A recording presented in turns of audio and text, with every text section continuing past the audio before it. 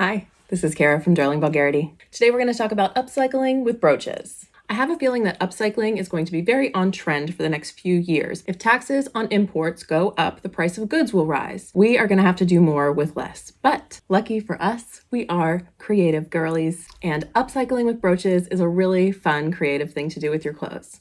I love the way this looks. I think it adds a little bit of an edge to just any hat or jacket or coat. I also love how available brooches are. I've seen some new ones on Free People going for $15 to $20 a piece. They're really cute, but you don't have to spend this much money on brooches. Go to any thrift store and you will probably have your absolute pick for very, very little money. The ones that I'm using today are actually pieces of my great aunt's costume jewelry. And when she passed, my mom didn't have the heart to get rid of them. And I'm so glad because now I'm going to use them to show you how easy it is and how much personality you can really add to any layering piece. So let's get started. So when it comes to hats, I like to do one single brooch, whether it's something more vintage inspired, like I have on my purple beret, or something a little more statement, like I have on my black beanie. I feel like one brooch on a hat keeps the look from becoming overwhelming, but it just adds a little touch of something different.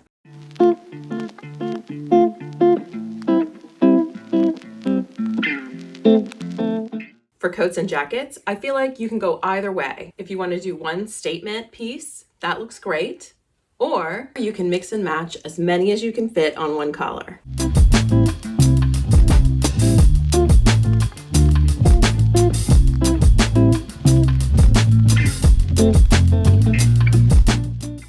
I love that it takes a super basic outfit like I'm wearing, which is just a hoodie, black pants, and a winter coat, and levels it up a few notches.